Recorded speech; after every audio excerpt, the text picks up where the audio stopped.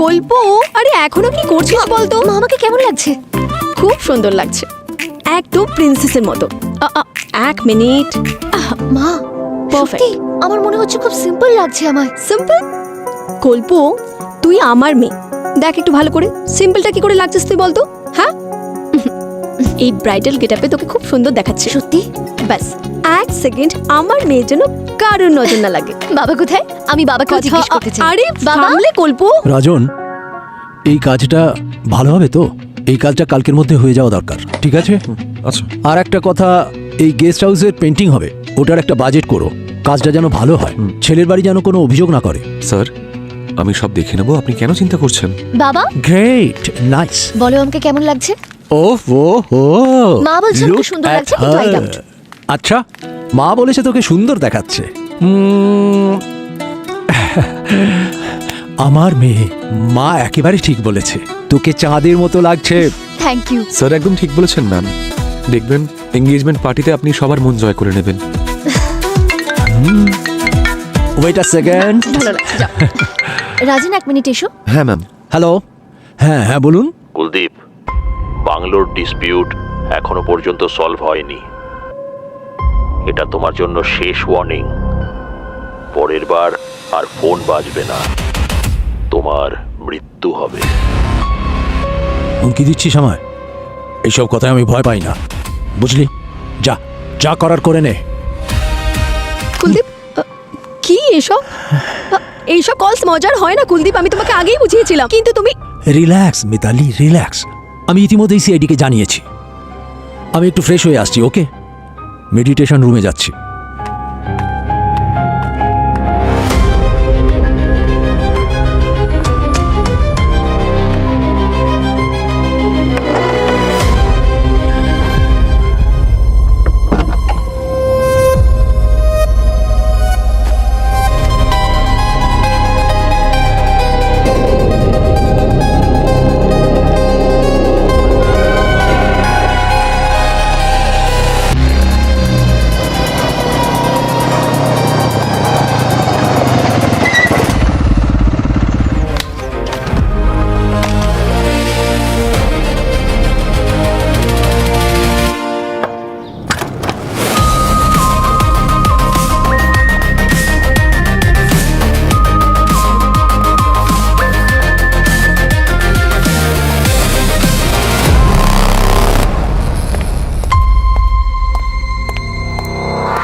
Hi sir, আমি রাজেন, কুলদীপ স্যারের manager. Kuldeep বাবু কোথায়?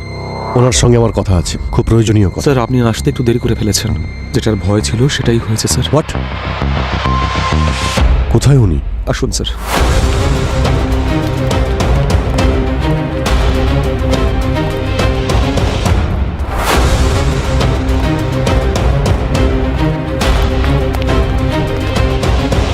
সরে যান। এক্সকিউজ মি, এক মিনিট।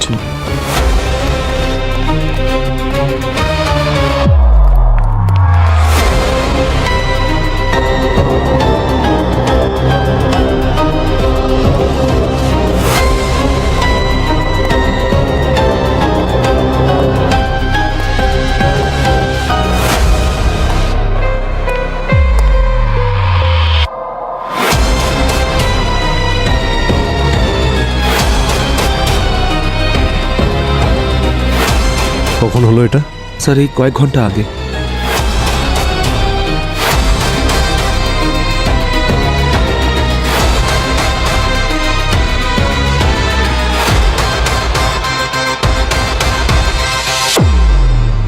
স্যার, এই কুলদীপ বাবু মারা গেছেন। ওকে ওকে স্যার, ইয়ে। শেষবার তুমি কখন দেখেছিলে কুলদীপ বাবুকে? শেষবার কুলদীপ স্যারকে প্রভাকর দেখেছিল, এই স্যারের বডিগার্ড। কুলদীপ বাবু মেডিটেশন রুমে আসার আগে ঠিক কি হয়েছিল বলুন তো? স্যার আজ বিকেলে 4টে বাজার আগে স্যার লিভিং রুম থেকে বেরোচ্ছিলেন আর করিডোরের সামনে দিয়ে মেডিটেশন রুমে যাচ্ছিলেন। উনি দরজা বন্ধ করে দিলেন আর আমি রোজের মতো বাইরে দাঁড়িয়েছিলাম। কিন্তু স্যার ব্যাপারটা হলো, স্যারের মেডিটেশন সেশন 20 মিনিটের জন্য হয়, কিন্তু এইবার 40 থেকে 45 মিনিট হয়ে গেছিল আর তখনও কুলদীপ স্যার বাইরে বেরোননি। কুলদীপ স্যার কখনো এমনটা করেননি। আমার একটু সন্দেহ হলো। কুলদীপ স্যার, আপনি ঠিক আছেন তো? কি হলো প্রভাকর? স্যার প্রায় 40 থেকে 45 মিনিট হয়ে গেল। স্যার তো প্রত্যেকবার 20 মিনিটের মধ্যে বেরিয়ে আসেন, কিন্তু এখন অব্দি বাইরে বেরোননি। কুলদীপ স্যার, আমার মনে হয় দরজাটা ভাঙতে হবে। হ্যাঁ ঠিক আছে। Kuldeep sir, Kuldeep sir, Kuldeep sir, Kuldeep sir, sir, sir, খুন কি হলো? খুন খুন খুন খুন হয়েছে, দেখুন খুন হয়েছে, খুন। শুনুন শুনুন, কুলদীপ! Ma'am, ma'am. কিন্তু স্যার আমি বুঝতে পারছি না যে এসব কি করে হলো। রাজন, তুমি কোথায় ছিলে যখন এসব হয়েছিল? স্যার আমি স্টাডি রুমেই ছিলাম। স্যারের পরের দিনের শিডিউল তৈরি করছিলাম, আর যেহেতু স্যার অনেকক্ষণ রুমের ভেতরে ছিলেন তাই মেডিটেশন রুমের বাইরে এসেছিলাম। ঠিক আছে, আপনারা একটু বাইরে যান।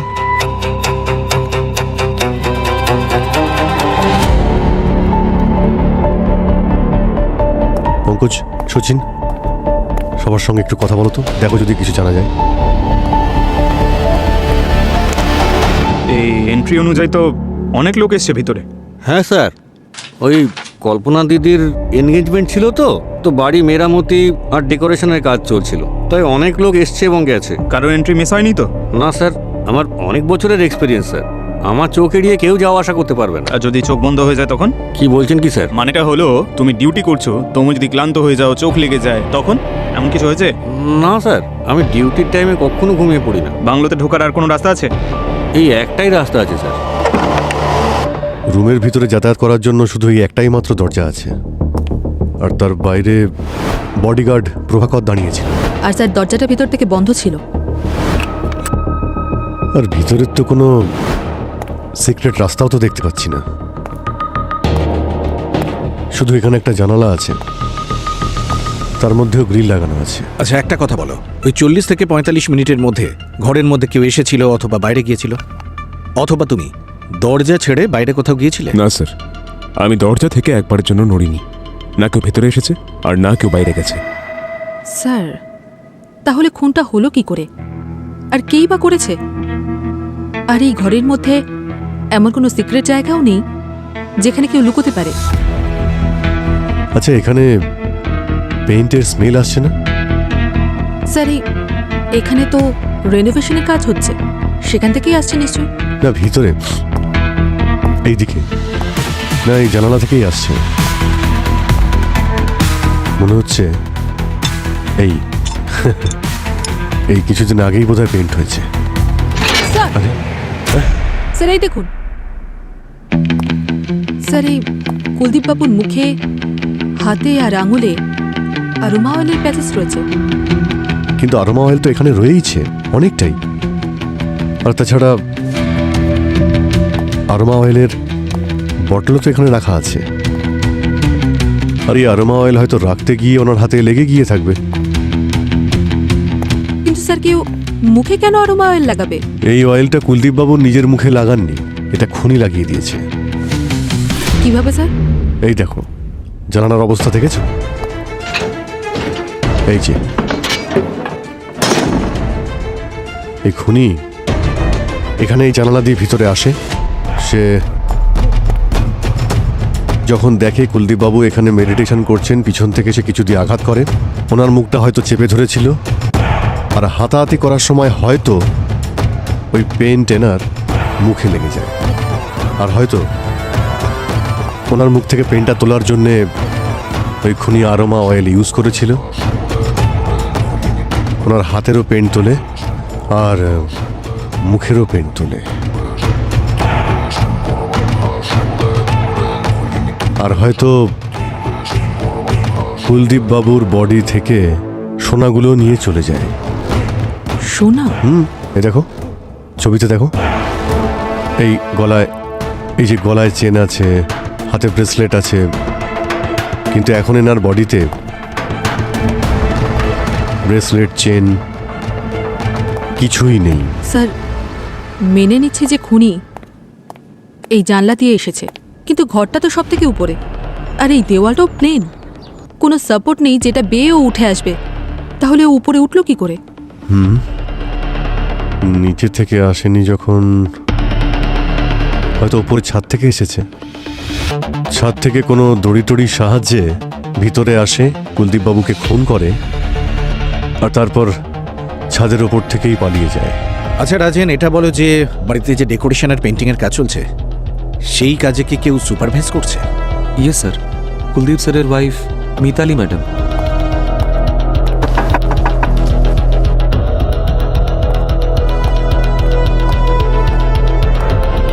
ম্যাম, ওই সিআইডি অফিসার কিছু কথা বলতে চান আপনার সঙ্গে। এখন কেমন আছে কল্পনা? এখনো অজ্ঞানই আছে স্যার। এত বড় একটা ধাক্কা ও সামলে উঠতে পারবে কিনা সন্দেহ। কুলদীপ বাবুকে হুমকি দেওয়া ফোন করা হতো, আপনার এই বিষয়ে কোনো আইডিয়া আছে? হ্যাঁ স্যার, আমি জানি যে কুলদীপকে কে এই হুমকি দেওয়া কলগুলো করতো। কে? হেমন্ত, কুলদীপের বিজনেস পার্টনার। কিছুদিন আগেই ওদের পার্টনারশিপ শেষ হয়ে গেছে। কেন? কিছু বিজনেস ডিসপিউট ছিল। ও অনেকবার কুলদীপকে হুমকিও দিয়েছে। আমি কুলদীপকে বলেও ছিলাম যে এই ব্যাপারে পুলিশকে জানাতে, কিন্তু কুলদীপ কখনোই আমার কথা সিরিয়াসলি নেয়নি। আর দেখুন এইসব ঘটে গেল। বাবা, বাবা, বাবা, হ্যাঁ মা, আসছি। বাবা, সব সব ঠিক হয়ে যাবে মা। বাবা।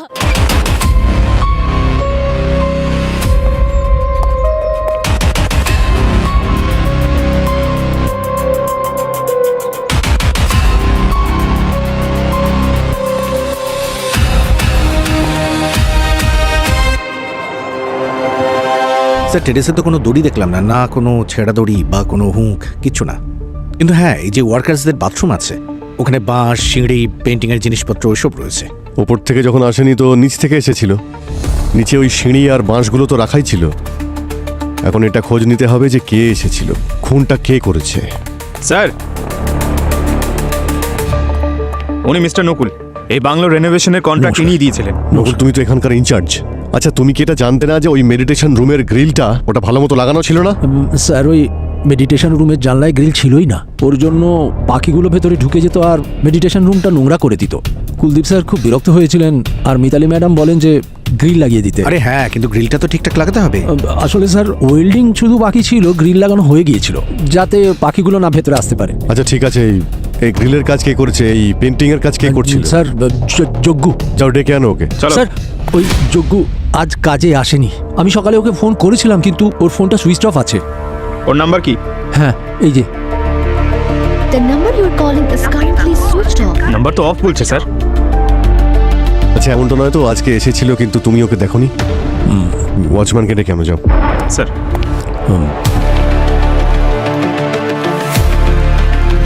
রেজিস্টারে তো এন্ট্রি করা নেই। আচ্ছা, কি ব্যাপারটা কি? হ্যাঁ, নকুল তো বলছে যজ্ঞ আজ সকালে এখানে এসেছিল। তুমি রেজিস্টার মেনটেন করোনি কেন? স্যার, 1 মিনিট যতক্ষণ আমি কিছু জিজ্ঞেস করছি চুপচাপ দাঁড়িয়ে থাকো। কি হচ্ছিল কি এখানে? হ্যাঁ, চল বস। তুই যজ্ঞকে ভেতরে ঢুকতে দিলি আর ওর সঙ্গে মিলে কুলদীপকে মেরে ফেললি। আমি কিচ্ছু করিনি স্যার। দেখো আমি ভালোভাবে বলছি, এটা একটা মার্ডার কেস। সোজা একেবারে জেলে যাবে। যা কিছু জানো তাড়াতাড়ি বলে ফেলো। স্যার, আমি শুধু 20 মিনিটের জন্য গেটে ঘুমিয়ে পড়েছিলাম। হতে পারে স্যার যে ওই সময়ই যজ্ঞ বাংলোতে ঢুকে পড়েছে। তারপর কি হলো? ম্যাডাম, তারপর মেডিটেশন রুমের যখন দরজা ভাঙা হয় সেই আওয়াজেই আমার ঘুম ভেঙে যায়। স্যার, এটা হতে পারে যে ওর যখন চোখটা লেগে গিয়েছিল সেই সময় যজ্ঞ ভেতরে আসে মেডিটেশন রুমে আর খুন করে চলে যায়। নকুল স্যার, তোমার এমপ্লয়ীদের সমস্ত আইডেন্টিফিকেশন রাখো তো, মানে আধার কার্ড বা অন্য কিছু? হ্যাঁ স্যার, ওই সব ডিটেল এনার কাছে আমি রেখে দিয়েছি। পুরবি এই যজ্ঞুর আধার কার্ডটা নাও তো আর খোঁজ নাও, ওর ব্যাপারে সমস্ত ডিটেলস বের করো। আধার কার্ড দাও। স্যার, স্যার চলুন। আর পঙ্কজ, আজকে সকালে বাংলোতে যারা যারা এসেছে তাদের প্রত্যেকের লিস্টটা বানাও। ফিঙ্গারপ্রিন্টস, আইডেন্টিফিকেশন, সবার ডিটেলস বের করো। স্যার, বস, এইটা কুলদীপের স্কিনের স্যাম্পল আর এতে পেইন্টের ট্রেসেস পেয়েছি। নতুন কিছু বলো শাহরুখে। এতে আমি স্টেরিক অ্যাসিডের ট্রেসেস পেয়েছি। এইটাই হচ্ছে নতুন। Steric acid? আর এটা কিসে ব্যবহার করা হয়? পুরবি এমনি তো এই স্টেরিক অ্যাসিড প্রত্যেক পেন্টেই অল্প বিস্তর থাকে, কিন্তু এখানে বিষয়টা অন্যরকম। এখানে উইন্ডোতে যে গ্রিল ছিল আর যেখানে যেখানে রিনোভেশনের জন্য পেইন্ট হয়েছিল সেখানে স্টেরিক অ্যাসিডের ট্রেসেস পাইনি। সরি স্যার, আমি কিছু বুঝলাম না। আমি বোঝাচ্ছি পঙ্কজ। আসলে খুনি পেইন্ট স্টেন মোছার জন্য এই স্টেরিক অ্যাসিড কুলদীপের বডিতে লাগিয়ে দিয়েছিল। কিন্তু স্যার আপনি তো এক্ষুনি বললেন যে ওই অ্যাসিডটা গ্রিল বা পেইন্টের স্যাম্পেলের সঙ্গে ম্যাচ করেনি। এটাও হতে পারে যে এই স্টেরিক অ্যাসিড মার্ডার ওয়েপেন থেকে এসছে শরীরে। আচ্ছা সালুকে স্যার, পেইন্টের বাইরে এই স্টেরিক অ্যাসিড আর কোন কোন জিনিসে ব্যবহৃত হয়? সচিন, পেইন্ট ছাড়া এই স্টেরিক অ্যাসিড আসলে কসমেটিকে আর স্কিন কেয়ারের জিনিসে ব্যবহার করা হয়, যেমন হচ্ছে সাবান, শ্যাম্পু, এই ধরনের তাহলে জিনিস। সালুকে কুলদীপও নিশ্চয়ই এগুলো ব্যবহার করতো। কসমেটিক্স যখন সাবান আছে, শ্যাম্পু আছে, আরো অনেক কিছু আছে। করেনি কিন্তু বস, আমি খুব ভালো করে চেক করেছি, এসবের কোনো জিনিসের রেসিডিউ আমি কুলদীপের বডির মধ্যে পাইনি। তার মানে হচ্ছে সালুকে তুমি বলতে চাইছো খুনি এই সমস্ত জিনিস ব্যবহার করতো? মানে যখন কুলদীপের ফেস থেকে রং মোছার চেষ্টা করছিল, হয়তো ওর হাতের মধ্যে অ্যারোমা অয়েল, যেটা স্টেরিক অ্যাসিড, ওই স্টেরিক অ্যাসিড কুলদীপের ফেসে লেগে যায়। রাইট। আরো একটা কথা বস, আমার মনে হয় খুনি প্রফেশনাল নয়। তার মানে এর মানে হচ্ছে এনার উপর যে আঘাত হয়েছে, এর ক্ষত এই কথা বলছে যে প্রিসিশন মেনে করেনি, সঠিকভাবে আঘাত করেনি। আঘাতগুলো দেখো, আমার মনে হয় খুনি রাগের মাথায় বারবার একে ছুরি মেরেছে, বারবার। আরে আপনি তো আবার নতুন অ্যাঙ্গেল নিয়ে এসেছেন। এতক্ষণ আমাদের এটা মনে হচ্ছিল যে হয়তো খুন রবরির জন্য হয়েছে, আর আপনি এখন বলছেন ব্যক্তিগত শত্রুতা, মানে শত্রুতার অ্যাঙ্গেল। কিন্তু স্যার, একজন পেইন্টারের সঙ্গে কুলদীপ বাবুর কি শত্রুতা থাকতে পারে? হতে পারে যে কেউ পেন্টারকে ব্যবহার করেছে খুন করার জন্য, কোনো প্রতিশোধ নেওয়ার জন্য। অভিজিৎ, এই কেসে একটা নাম আমার মাথায় ঘুরছে, সে হলো কুলদীপের এক্স বিজনেস পার্টনার, যার সঙ্গে কুলদীপের শত্রুতা ছিল, হেমন্ত। মিস্টার হেমন্ত, কুলদীপ বাবুর সঙ্গে আপনার পুরনো ঝামেলা ছিল ল্যান্ড ডিল আর বাংলোর ওনারশিপ নিয়ে। হ্যাঁ, আপনি ঠিক বলছেন। যখন আমরা বাংলোটা কিনেছিলাম তখন আমরা পার্টনার ছিলাম, আর আমরা বাংলোটা ভেঙে বিল্ডিং বানাতে চেয়েছিলাম, আর কুলদীপ বাংলোটা কেড়ে নিল। যদিও ওই প্রপার্টির 50% মালিক আমিই ছিলাম। কোনো প্রুফ আছে আপনার কাছে? দেখাচ্ছি, এই দেখুন, যে বিল্ডিং আমরা বানাতে চেয়েছিলাম এটা তার ব্লুপ্রিন্ট, আর এটা হচ্ছে আমাদের দুজনের মধ্যে এগ্রিমেন্ট। আর কিছু ফটোও আছে, ফটোগুলো দেখুন, আপনিও দেখুন। উনি আপনার থেকে এই বাংলোটা কেড়ে নিয়েছেন, তাই আপনি ওনাকে বারবার হুমকি দিচ্ছিলেন, আর তারপর ওনাকে মেরেই ফেললেন। আরে না স্যার, আমি তো শুধু ওকে এটাই বলতে চেয়েছিলাম যে এই যে প্রপার্টিটা আছে এর 50% মালিকানা আমারও আছে। আমি শুধু ওকে ভয় দেখাতে চেয়েছিলাম, মোটেই মারতে চাইনি। কিন্তু মারা তো গেলেন উনি। হতে পারে যে আপনি ওনাকে মারতে চাননি, কিন্তু অন্য কাউকে দিয়ে খুন করিয়েছেন, যাতে আপনি কোনোভাবে ভেসে না যান। আমি অবশ্যই ওকে পছন্দ করতাম না, আর আমি এটাও চাইতাম যে ওর মতো শয়তান লোক মরেই যাক, কিন্তু তার মানে এটা মোটেই নয় যে আমি ওকে মেরেছি। আমরা শুধু প্রমাণকেই বিশ্বাস করি হেমন্তবাবু, আর প্রমাণ মিথ্যে বলে না। প্রমাণ আছে যখন প্রমাণ নিয়ে এসো। যদি তোমাদের মনে হয় যে আমি কুলদীপকে খুন করিয়েছি, তো প্রুফ নিয়ে এসো। দেখুন, প্রুফ পেতে কিন্তু বেশি সময় লাগে না হেমন্তবাবু। একবার যাকে দিয়ে খুন করেছেন সে যদি ধরা পড়ে যায়, তাহলে আসল খুনি খুব সহজেই ধরা পড়ে যাবে। হ্যাঁ, তো সে সময়ই এসো। ঠিক আছে, আমরা এই ফটোগ্রাফ আর ব্লুপ্রিন্ট সঙ্গে করে নিয়ে যাচ্ছি।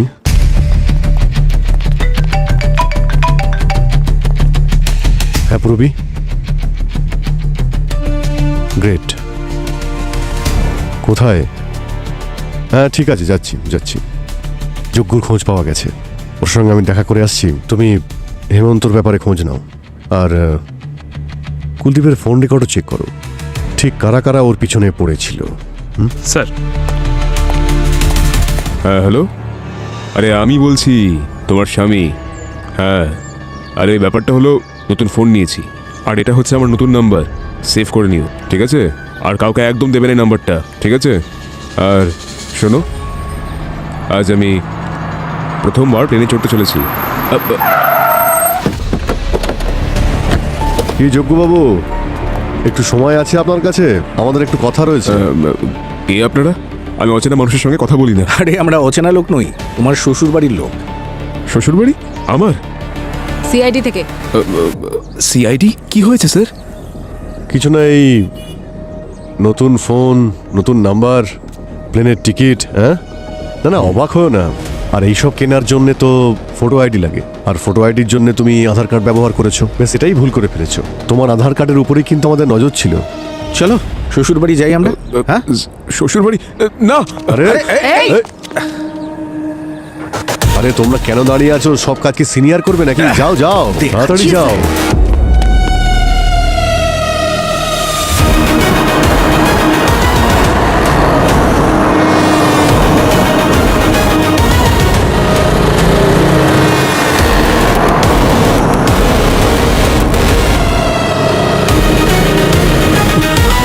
আরে আরে ভাই, কোথায় পালাচ্ছিস? সরি স্যার, হ্যাঁ? ভুল হয়ে গেছে স্যার। তোর ওপরে কুলদীপ বাবুকে খুন করার অভিযোগ আছে। আমি কেন মারবো নাকি স্যার?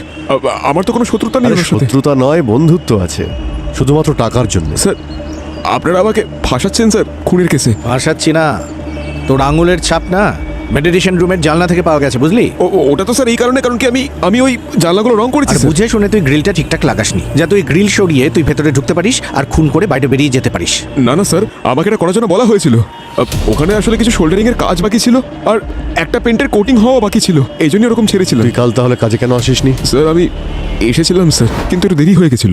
আর যখনই আমি বাড়িতে ঢুকলাম দেখি একটা ঘরে গয়না পড়ে রয়েছে আর তার আশেপাশে কেউ ছিল না স্যার, তাই আমি ওই গয়নাগুলো আমি সরিয়ে দিলাম আর আমি ওখান থেকে পালিয়ে গেলাম স্যার।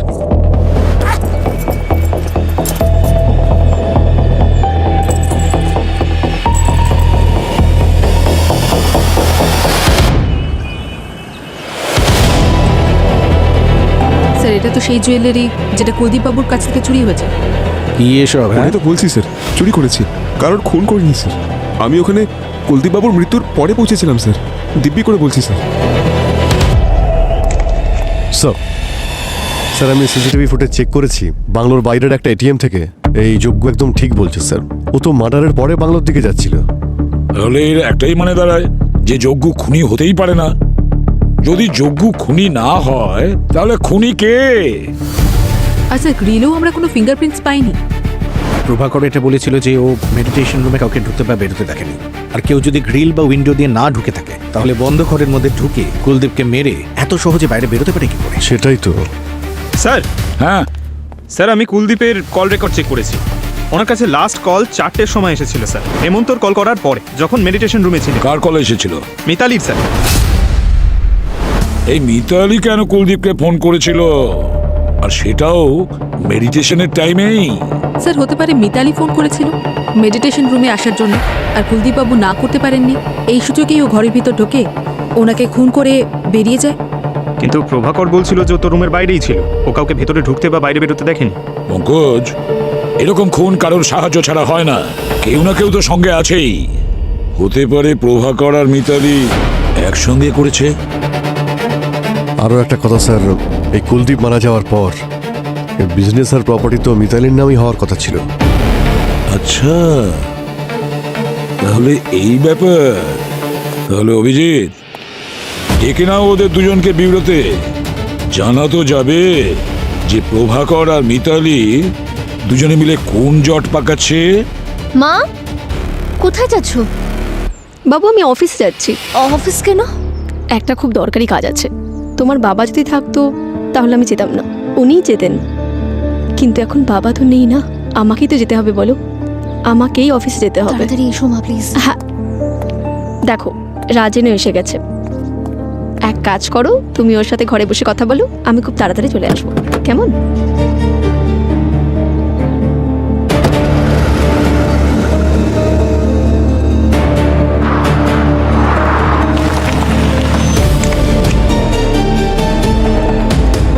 ওটাই নিয়ে ভাবতে হবে আমাদের।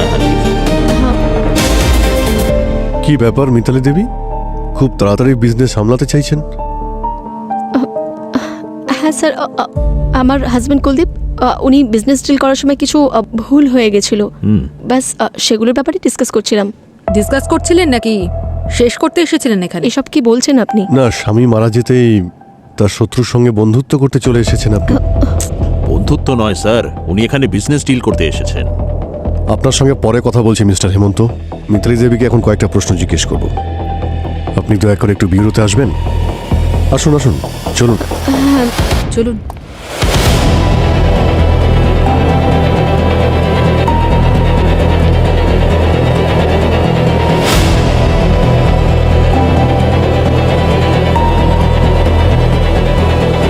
মিতালি একটা কথা বলো, যখন কুলদীপ মেডিটেশন রুমে ছিল তখন তুমি ওকে ফোন করেছিলে কেন? আরে এ কথা আমাদের কেন লুকিয়েছো?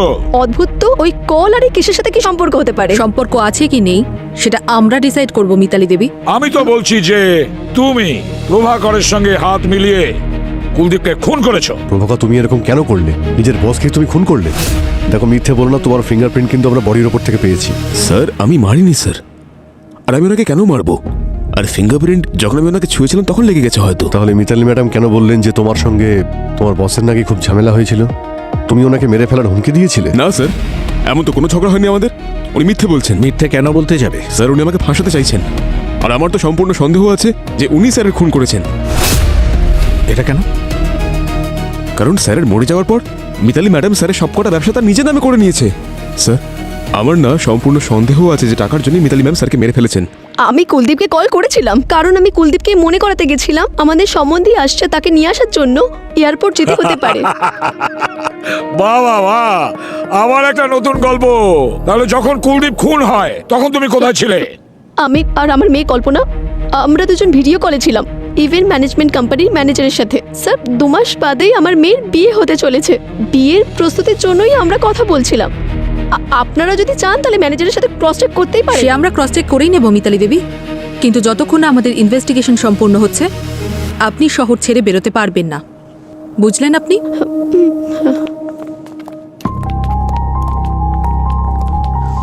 স্যার, হ্যাঁ স্যার এই লোশনের বটলটা যেটা মিতালি ইউজ করেছিল তাতে স্টেরিক অ্যাসিডের ট্রেস পাওয়া যায়নি যেটা বডিতে ছিল। কি?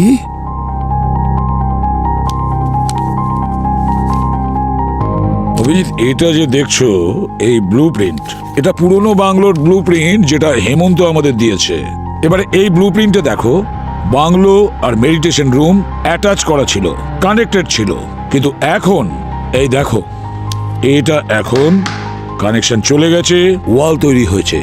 এটা হয়নি তো আবার যে কেউ এই দেওয়ালটার মধ্যেই কিছু লুকিয়ে রেখেছে? স্যার আমরা যখন ইনভেস্টিগেট করেছি সব দরজা ভালো করে চেক করেছি, সব দরজা কিন্তু খুব ভালো করে বন্ধ করা ছিল, কোনো গ্যাপ ছিল না। কিন্তু স্যার বন্ধ ঘরের মধ্যে খুনি কি কর্পূরের মতন উবে গেল নাকি?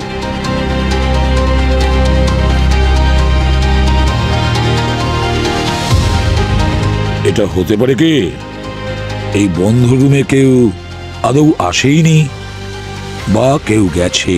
মানে স্যার মানে পুরবি এটাও হতে পারে খুনি আগে থেকেই ওই বন্ধ রুমে ছিল, আর তারপর খুন করার পরে ওই বন্ধ রুম থেকে বের হয়নি, ওখানেই ছিল ওই বন্ধ রুমে।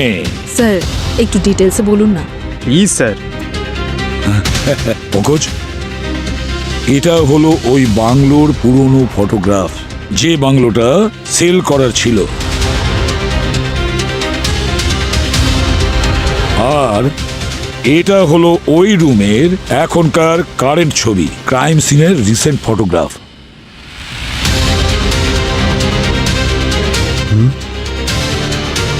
মন দিয়ে দেখো পঙ্কজ, এই দুটো ফটোগ্রাফে একটা জিনিস আছে যা মিসিং হয়েছে।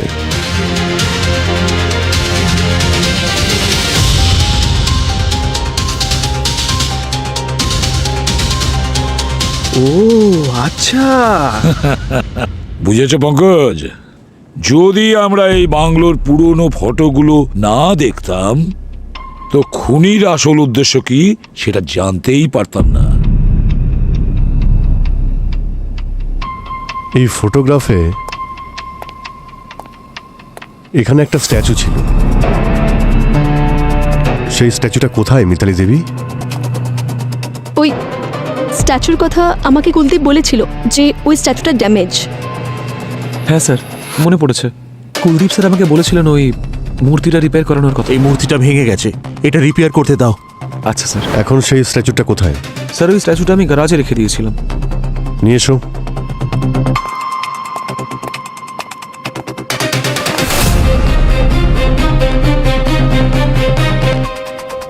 প্রভাকর। হ্যাঁ স্যার। কুলদীপবাবু মারা যাওয়ার পরে যখন তোমরা দরজা ভেঙে ভিতরে আসো তখন ওই স্ট্যাচু এখানে ছিল? কুলদীপ স্যারকে দেখে তো আমি শক হয়ে গেছিলাম স্যার।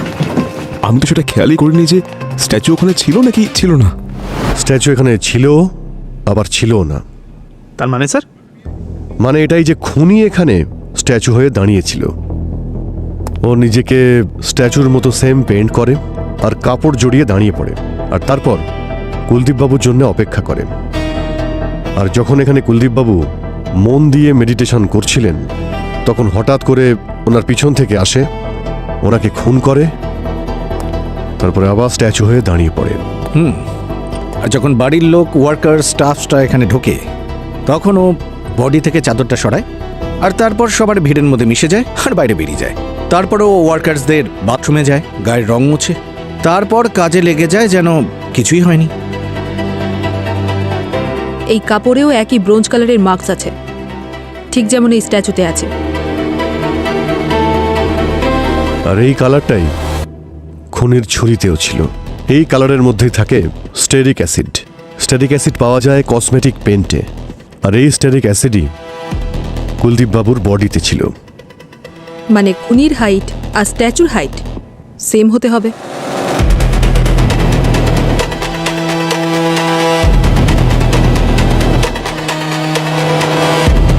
এখন প্রশ্ন এটাই যে কার কার হাইট স্ট্যাচুর হাইটের সঙ্গে ম্যাচ করে। আর যতদূর আমার মনে হচ্ছে শুধু একজনই আছে, বল্লু। কিন্তু স্যার, বল্লু যদি ভিড়ের মধ্যে মিক্স হয়ে গেছিল, কি ওকে দেখতে পেল না কেন? কারণ ওকে এখান থেকে বেরোতে কেউ তো সাহায্য করেছে, কিন্তু সে কে সে তো বল্লুই বলতে পারবে।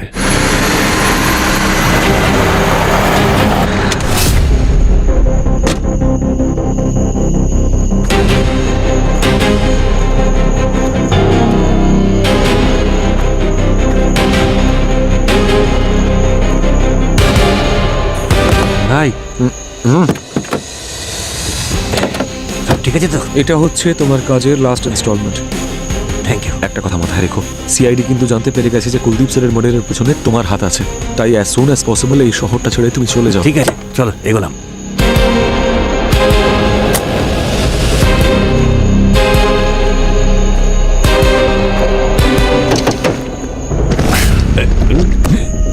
কি রে নেড়া বাল্লু, কোথায় পালাচ্ছিস? হ্যাঁ, তুই যখন জানিস আজ নয় কাল ধরা পড়বি, কেন বিরক্ত করছিস?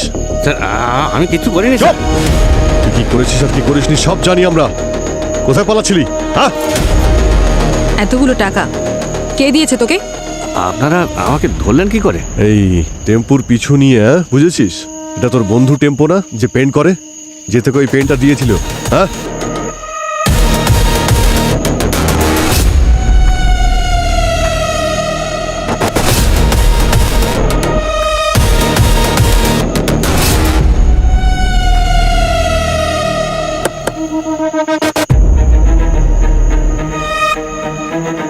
কে দিয়েছে তোকে টাকা?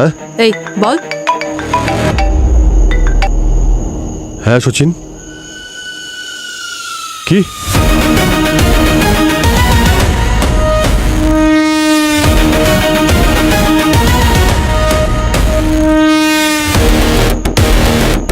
হ্যাঁ পঙ্কজ।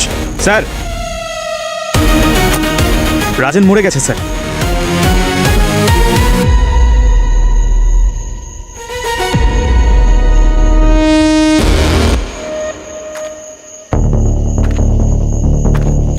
কে বললু? প্রথমে তুই কুলদীপকে খুন করলি, তারপর রাজেনকে খুন করলি। স্যার, আমি রাজেনকে মারিনি স্যার। আমি দেখা করেছিলাম, তারপর টাকা নিয়ে বেরিয়ে পড়ি ওখান থেকে। কুলদীপকে আমি মেরেছি স্যার, আর ওই রাজেনের কথাতে।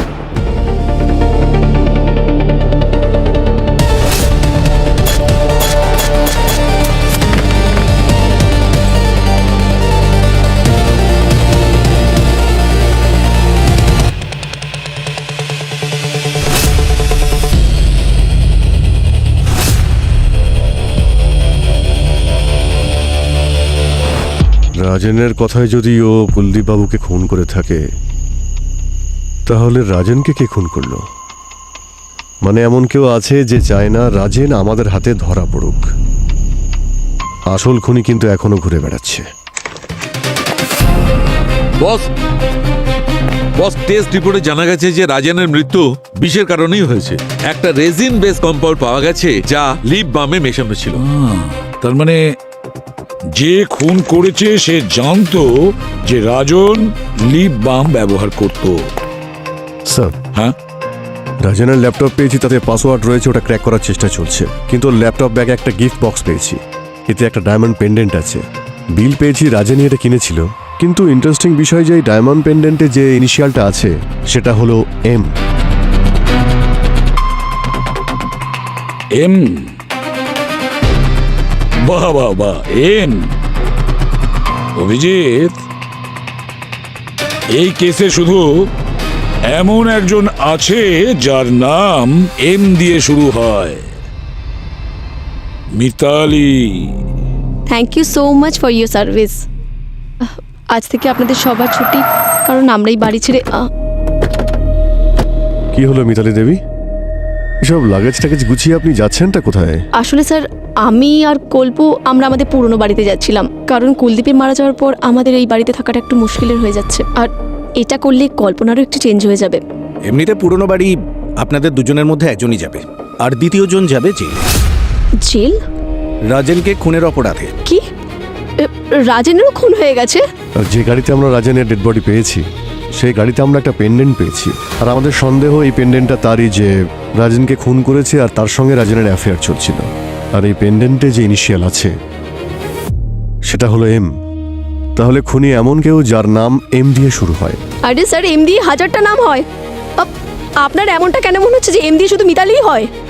কোনো কারণ ছাড়াই আপনি দোষ দিয়ে যাচ্ছেন। আমার আর রাজনের অ্যাফেয়ার?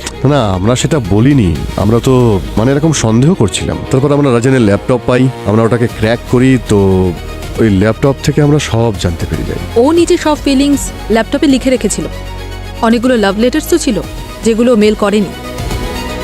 আর সব লেটারে একটাই নাম লেখা ছিল যার ইনিশিয়াল এম দিয়ে শুরু হতো। আমার কথা শুনুন। দেখুন স্যার, আপনারা নিশ্চয়ই কোথাও ভুল আরে না করছেন। না, আমাদের কোনো ভুল হয়নি মিতালি দেবী, ভালো তো বাস্তই কোনো এম নামের মেয়েকে। কি কল্পনা দেবী? আমি কি করে জানবো স্যার? আরে না না, পুরো কথাটা তো আপনি শুনে নিন। আমি বলতে চাইছি যে কেন কল্পনা দেবী ওরফে মিঠি। আপনারা সবাই ওনাকে বাড়িতে এই নামেই ডাকেন না, মিঠি?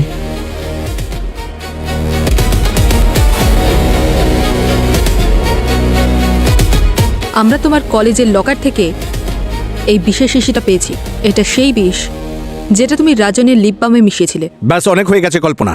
এবার সত্যি করে বলো যে রাজেনকে তুমি কেন মারলে, যাকে তুমি ভালোবাসতে? আমি রাজেনকে ভালোবাসতাম না, ও আমাকে ভালোবাসতো, তাই নিজের লাভের জন্য আমি ওকে ইউজ করেছি।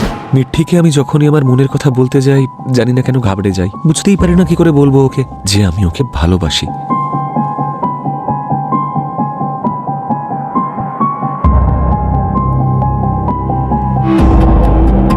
ম্যাম, আপনি ম্যাম ওই কি এসব?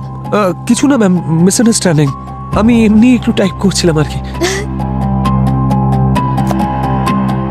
রাজেন, আমি অনেক আগে থেকে জানি যে তুমি আমাকে ভালোবাসো। আর একটা কথা বলি, আমিও তোমাকে খুব ভালোবাসি। কি সত্যি? আর তোমাকে বিয়ে করতে চাই।